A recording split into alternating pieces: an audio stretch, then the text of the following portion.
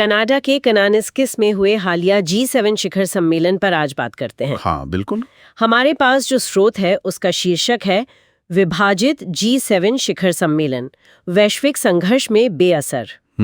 काफी सीधा शीर्षक है। हाँ, 50 साल से सक्रिय समूह से मतलब उम्मीद तो थी कि वो वैश्विक संकटों से निपटने में एकजुटता दिखाएगा, पर नतीजा कुछ और ही निकला। हाँ, विभाजन और बेअसर कार्रवाई।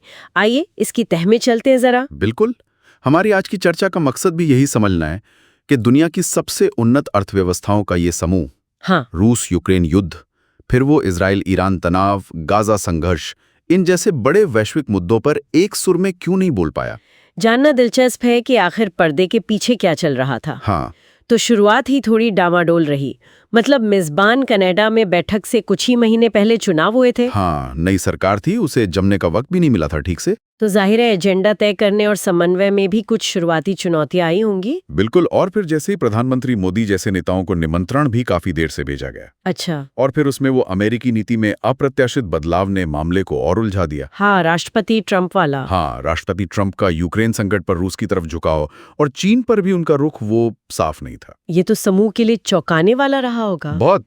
उन्होंने तो यहाँ तक सुझाव दे डाला कि G7 में रूस और चीन को शामिल कर इसे G9 बना दिया जाए। G9।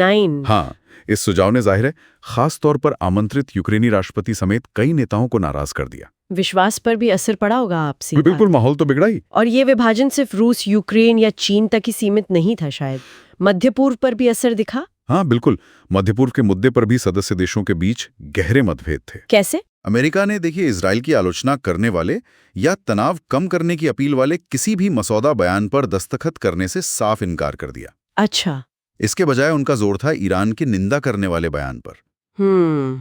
तो मतलब अपनी अपनी प्राथमिकताएं थी। हाँ, और स्थिति तब और बिगड़ गई जब राष्ट्रपति ट्रंप सम्मेलन खत्म होने से पहले ही चले गए। अरे हाँ, ये भी हुआ था। इसका सीधा असर ये हुआ कि G7 इन बड़े संकटों पर कोई संयुक्त वक्तव्य, वो जो कम्युनिके होता है, हाँ, कम्युनिके, वो जारी नहीं कर पाया। अच्छा, तो संयुक्त वक्तव्य नहीं आया। नहीं, संयुक्त वक्तव्य न होने का मतलब यही था कि सभी सदस्य देश प्रमुख मुद्दों पर एकमत नहीं थे। तो फिर क्या हुआ?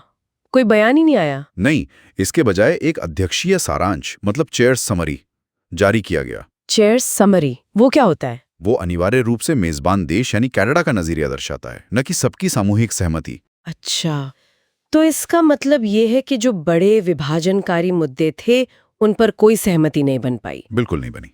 तो क्या किसी बात पे सहमति हुई भी या बस ऐसे ही? नहीं, कुछ कम विवादास्पद विषयों पर जरूर सहमति बनी। जैसे आर्टिफिशियल इंटेलिजेंस, AI के नियमन पर, क्वांटम कंप्यूटिंग के भविष्य पर बात हुई।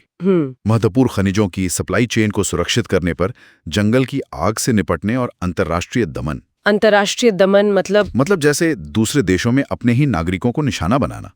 इन मुद्दों पर अलग अलग बयान जारी किए गए। अच्छा, लेकिन ये भी गौर करने वाली बात है, जैसा कि स्रोत बताता है, आतंकवाद पर एक शब्द भी नहीं कहा गया। हाँ, ये महत्वपूर्ण है। जबकि भारत जैसे देशों को इसकी उम्मीद थी। बिल्कुल, ये दिखाता है कि शायद ये मुद्दा भी उन्हीं बड़े मतभेदों का शिकार हो गया हो।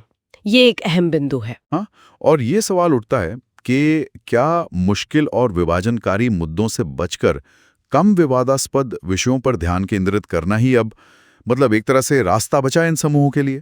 तो कुल मिलाकर कह सकते हैं कि कनानिस्किस G7 शिखर सम्मेलन ने समूह के अंदर की जो गहरी दरारें हैं उनको उजागर कर दिया। हाँ, साफ तौर पर। खासकर जब बात बड़े वैश्विक संघर्षों और व्यापार तनावों से निपटने की आई। सदस्य देशों की अंदरूनी राजनीति और खासकर अमेरिकी नीति में बदलाव का असर साफ तौर पर दिखा। हाँ, वो तो है। और ये हमें इस सवाल पर सोचने को मजबूर करता है कि अगर G7 जैसा शक्तिशाली समूह भी आज के प्रमुख भू राजनीतिक संकटों पर आम सहमति नहीं बना पा रहा है, तो इस बढ़ते हुए बिखराव वाली दुनिया में ऐसे बहुपक्षीय मंचों की भविष्य में क्या प्रासंगिकता रहेगी, क्या प्रभावशीलता रहेगी?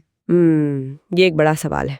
क्या AI और सप्लाई चेन जैसे मतलब कम विवादास्पद मुद्दों पर ध्यान केंद्रित करना एक व्यवहारिक कदम है, या ये दुनिया के सबसे कठिन मुद्दों पर अपनी जिम्मेदारी से पीछे हटना है? ये वाकई एक विचार करने लायक प्रश्न है।